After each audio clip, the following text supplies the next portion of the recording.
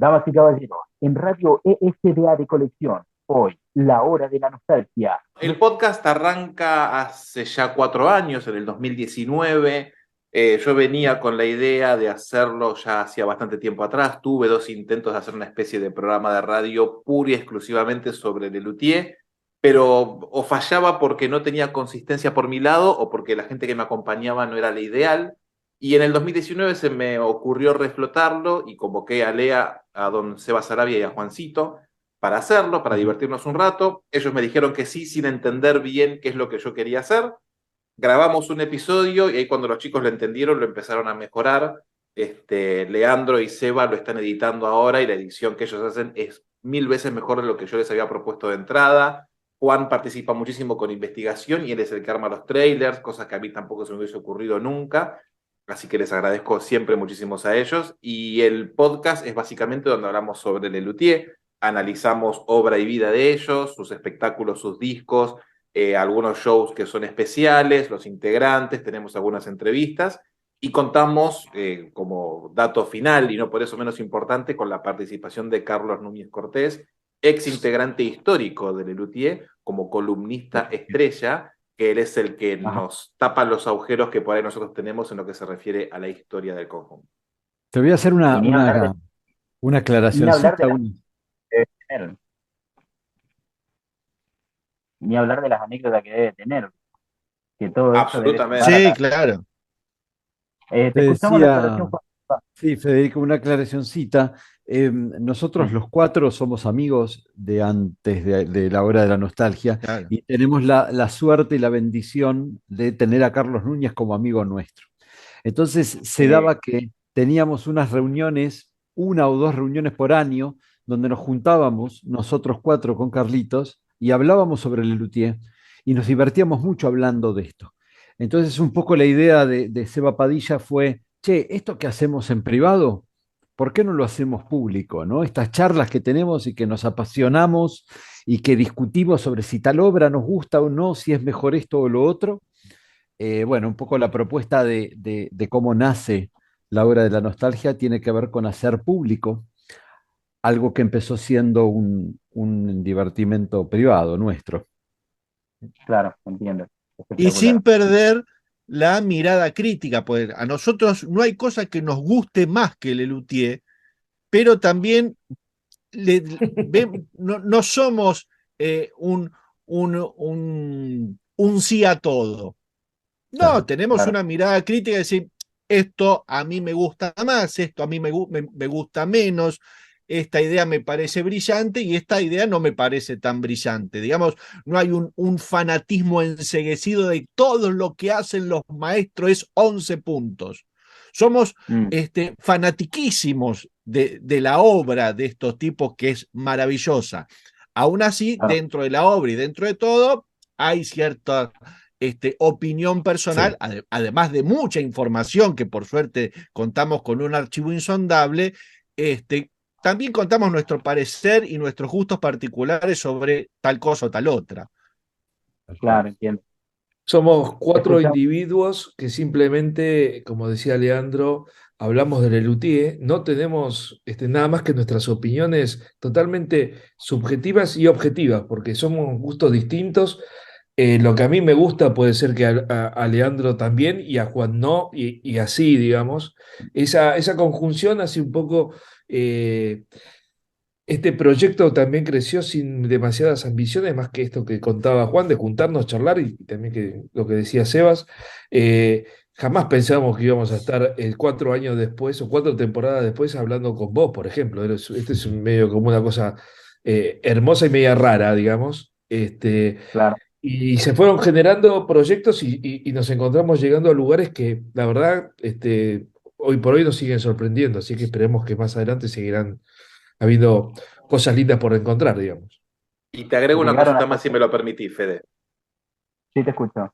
Te agrego también que afortunadamente tenemos una comunidad lindísima que se empezó a formar a través del podcast y me parece que lo que contaba Leandro hizo que también la gente se desprendiera un poco de esa necesidad de decir todo lo que hace la noticia increíble y empiezan a asomarse Ujú. dejos de, ay, a mí esta obra no me gustaba tanto ahora y me gusta ahora mucho más que la volví a escuchar, o, ay, sí, esta obra por ahí me parece que podría ser mejor, y empiezan a armarse debates que son mucho más lindos, donde ya, si bien es subjetivo, empieza a haber un Claro. contexto más de análisis, de, bueno, a ver, ¿por qué realmente me gusta esto Y, o por qué no? exacto.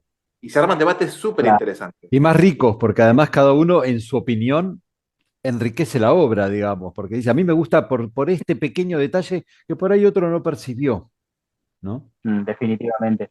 Hay gente que se siente ofendida con Warren Sánchez, por ejemplo. Y me ha pasado, me ha pasado. De hecho, he contado fragmentos de Warren Sánchez, porque yo también suelo hacer una rutina de stand-up cada tanto, y tiro una parte de lo que fue el monólogo de Warren, y a la gente le choca. La gente le choca lo que es Warren Sánchez, porque en definitiva, si bien es una especie de parodia de lo que podrían ser ciertos pastores sin ofender a nadie, ¿no es cierto?, de los que aparecen en la tele, este, justamente hay gente a la que le choca porque dicen, no, yo creo en esto y la verdad es que a mí me molesta que lo hablen así. Y está Ujú. bien, está perfecto. A mí personalmente, Esther Sícore no es que me agrada mucho. Por ahí lo salteo cuando lo veo. Porque Mira, siempre resucito alguna obra, porque me gusta mucho. Soy fanático de La Bella y Graciosa Moza. Para mí es el tope de gama. Ujú. Y sinceramente, Warren Sánchez a mí me divierte muchísimo. De hecho, los otros días me había ido a ensayar con la banda. Y cuando volvía, venía pensando en ese monólogo, en esa obra, digamos. Y la venía pensando y me gusta para seguirla metiendo. Porque es un humor contemporáneo. Y es lo que me place destacar con ustedes, y es lo que quería charlar más que nada. ¿Cómo es ese humor tan contemporáneo que, si mal no me equivoco, arrancaba Jorge Marona, si no me equivoco, que fue el fundador de Les Luthiers, corríjanme si me equivoco, y sí, lo justamente haremos. cuando él gracias, justamente cuando él arrancaba con ese de El Filio del Pirata, que había sacado el baúl del abuelo y todo eso, Empieza con justamente M el cuando apellido del fundador, pero no es Sí, Marona. Sí, Es Jorge Gerardo, Marona no. Dale, claro, dale, sí. claro. es Gerardo Massana, el que más fundó, sano, el que tienes se le razón, ocurrió esta idea y que los convocó a sus compañeros de coro para, era para ver para si estaban juntarse a atentos. hacer, claro, a hacer algunas bromas después de los ensayos. Y él es el que encontró esta partitura, este guión en el baúl de sus abuelos, que era el Figlio del Sí, Pirata. tremendo. Me puse a buscarlo porque yo soy fanático de la ópera también. Me gusta Ujú, escuchar a Pagliaccio, por ejemplo, que es una obra que me gusta mucho. Y cuando decía El Filio del Pirata, decía, ¿pero qué es? Entonces me puse a buscar, me puse a indagar, y yo decía, ¿cómo convirtió algo en un humor que trascendió? Y si mal no me equivoco también, recuerdo cuando estaban guardando, Les Luthiers guardaba ciertas cosas en lo que era la bóveda de los reyes de España y todo ese premio de guardar cosas, ujú. que fue muy interesante, un momento muy interesante, un momento riquísimo para la cultura argentina. Y eso es lo que quiero compartir. ¿Qué opinan ustedes de cómo fue esa creación de ese humor que trascendió los años? Porque lleva más de 50 años, si no me equivoco. ¿Quién se anima? Sí. Vargas está deseoso. Mira, Vargas, Ahí está. Listo. mira, yo creo, ellos siempre dicen que ellos empezaron a hacer esto sin proponerse trascender o hacer de esto una forma de vida, que esto empezó para ellos como un entretenimiento. Y un poco nosotros siempre especulamos sobre cuál fue el motor que hizo que Lelutier se convirtiera en la genialidad que fue después. Y creo que tiene que ver con un enorme respeto por el trabajo. Ellos siempre, aún siendo unos pibes universitarios que se juntaban a divertirse, lo hacían con exagerado esmero y Mm, mucha dedicación sobre lo que estaban haciendo. Eh, Hicieron un producto que a la gente le gustó. Yo creo que hubo una combinación también de una época que permitió que sí, sí. Lelutier pudiera ser lo que fue, pero ellos nunca digamos, nunca se vendieron. Siempre trabajaron con ese mismo respeto y con esa misma dedicación de como cuando eran unos pibes que jugaban a divertirse entre ellos, después Mm, trascendieron hacia los grandes públicos de la misma manera. Cada coma, cada nota musical estaba puesta, pensada, discutida y trabajada. Y ese es el secreto, entiendo yo. Y también sí, supieron adaptarse a los tiempos. Como vos bien dijiste, Claro, Federico, empezaron cantando una parodia, una ópera, como El Filo del Pirata, después hicieron una parodia a las óperas barrocas de Bach con la cantata Laxatón, y hoy en día ajá, hacen, como vos dijiste, El Sendero de Warren o Esther Piscor. Entonces O supieron también, la cumbia claro, epistemológica, digamos que fue el claro, hit de los últimos años, ¿no? exacto. Entonces supieron acoplarse a la gente que los iba a empezar a ver. Mientras más masivos se hicieron, empezaron a dejar las cosas melómanas y guiños de ese estilo de fondo y empezaron a hacer algo mucho más directo, sin perder lo que decía Juan. Era, bueno, esto tiene que estar porque funciona claro. así y porque es asá, y se ensaya y se Ahí, prueba y se modifica. Y creo que, bueno, nosotros cuatro tuvimos la oportunidad de ver muchas veces algunos de los shows. En todos los shows iban agregando chistes, sacando cosas, hasta la última función no dejaban de De modificar pulir. y de pulir claro. sus obras. Eran muy profesionales también. Ellos cuando tomaban un género, tenían que parodiar un género musical, sea cual fuere, inclusive la cumbia, por ejemplo. Había mucho estudio detrás de eso, de buscar las partituras, y si no había partituras, bueno, escuchar la música, tratar de decodificar cuál era el género que estaban parodiando y tratar de hacer la partitura lo más parecido al estilo. Te estoy hablando desde música romántica, de música clásica romántica al estilo Strauss o cumbia. sí, No O los importa el género. chalchaleros, y O cuando los- parodian a los chalchaleros, suenan a los chalchaleros.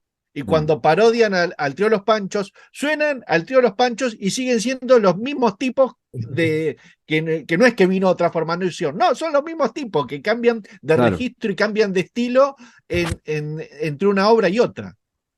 Tiene una sí, ductilidad tanto para escribir la letra como para hacer la música, que es de una seriedad que parece paradojal, digamos, ¿no? Gente que hace humor sea tan seria, porque no dejan librado mm, al azar muy poca cosa, digamos, ¿no? A la improvisación, los espectáculos están diseñados milimétricamente, es un producto que puede ir puliéndose, como decían los chicos, pero no a ver qué hacemos hoy, y por eso nunca hicieron.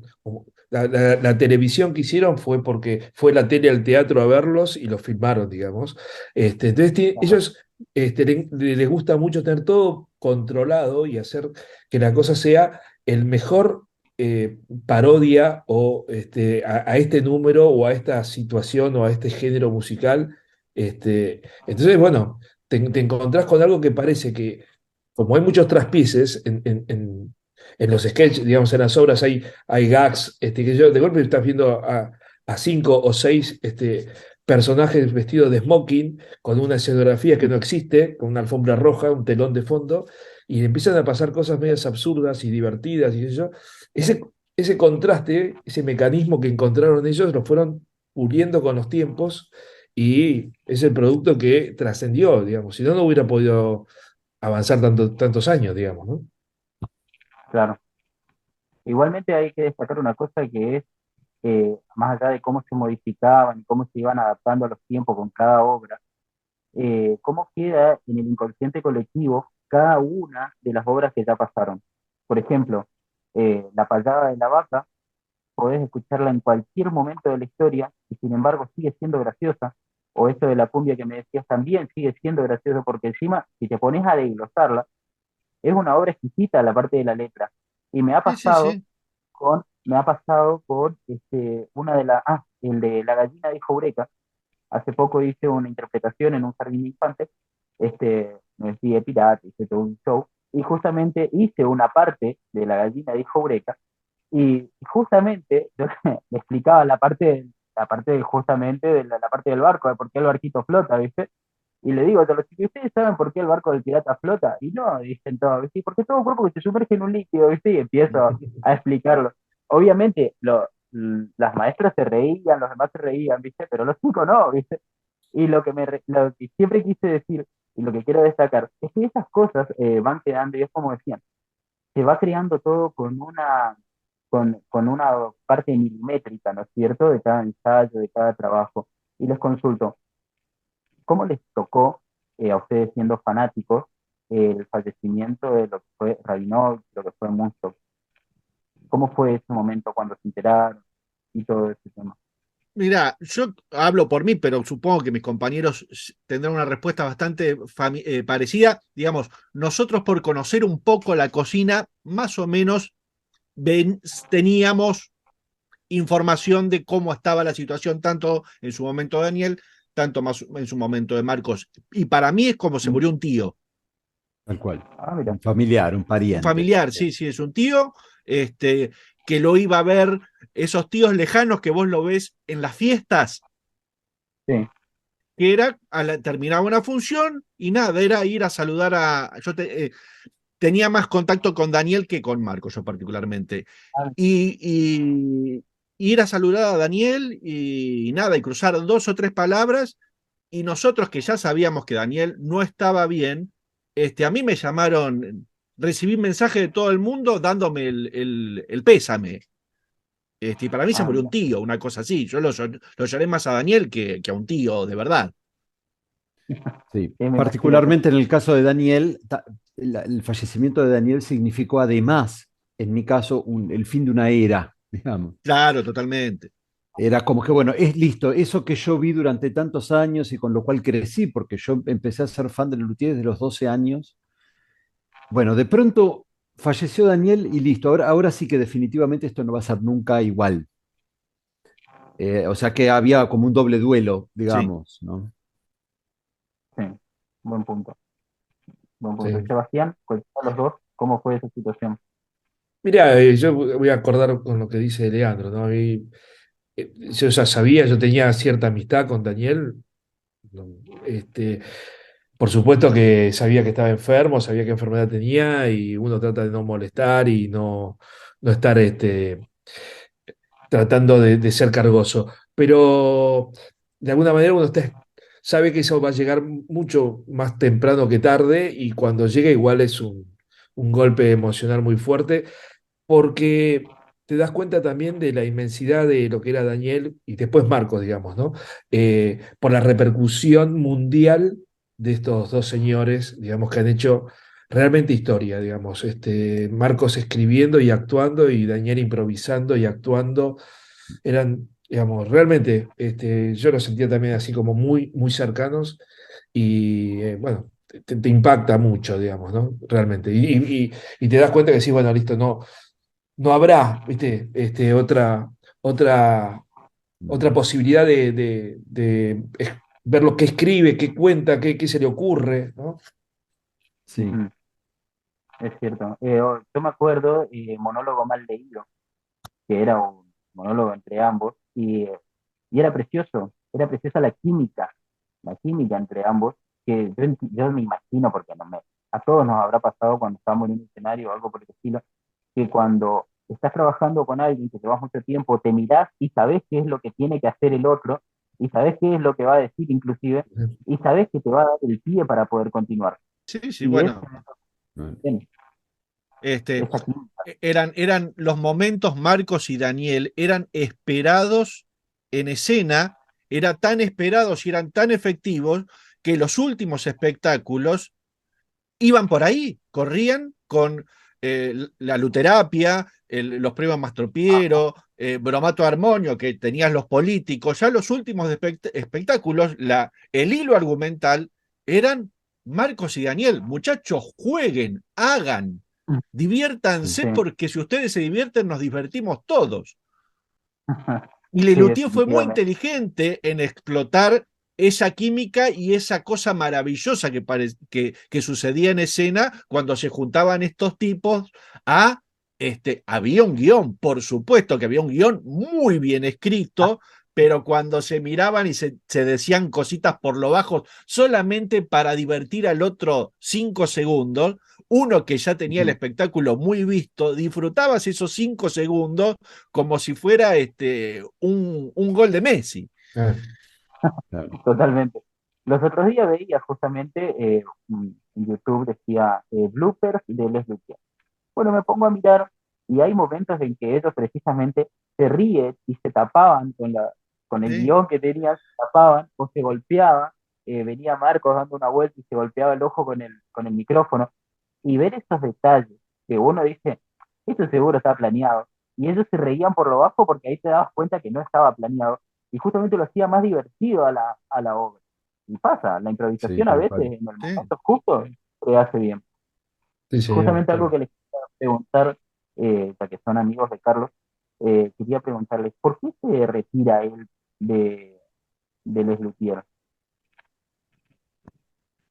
Mira, Es, Carlos es un ser eh, muy particular, dicho también por sus compañeros, ¿no? Que ya que lo titulaban el loco. Y es un señor que le gustan los números redondos, digamos, ¿no?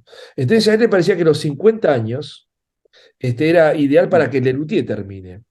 Eh, Creo que también esto lo- lo debe haber apurado bastante la muerte de Daniel, que ya, digamos, dejaban de ser el quinteto que trabajó durante tantísimos años y sí, seguramente de haber tenido mucho más ganas de disfrutar lo que pueda de la vida, digamos, de viajar, porque son 50 años de estar todos los sábados durmiendo temprano la siesta para ir a trabajar al teatro mientras tu familia cumple años, tu familia festeja, tu familia se va al cine. bueno, Entonces es una vida muy pesada, te diría, ¿eh? con funciones los sí, claro. domingos, y él tenía Aparte, a poco, ver, ¿por qué se retiró Carlitos? Carlitos se retiró a los 75 años, no se retiró Claro. a los 23. claro. O claro, sea, él cierto, necesitaba jubilarse porque él Claro. decía, yo necesito vivir los últimos años de mi vida disfrutando. No, no quiero seguir trabajando. Nosotros lo vemos como un entretenimiento. Para ellos era su trabajo. totalmente, totalmente. No, pero más allá de eso, si no me equivoco, Daniel era médico. No, Daniel era No, Daniel escribano. era notario, era vos. Escribano, Era escribano, era escribano. escribano. Mm. Ah, No, mire, Abogado. claro. era Massana era arquitecto.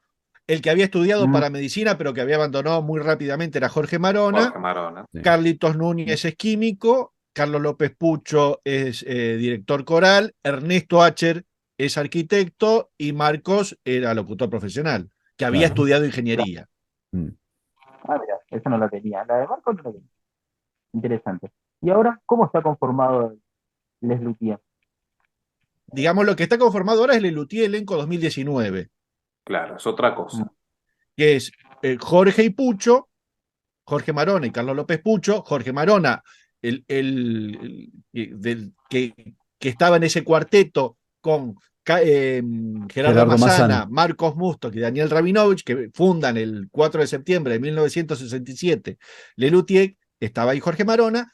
Queda Carlos López Pucho, que había ingresado en 1969, que junto con Tato Turano, Martín O'Connor, Tomás Mayer Wolf y Roberto Antier, que ya venían trabajando con Lelutier como reemplazantes, pasan a mm, ser titulares y sigue esta formación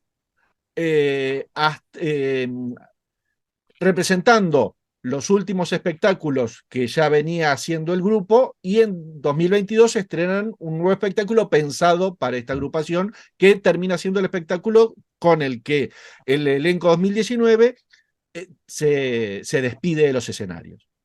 Claro. claro, entiendo.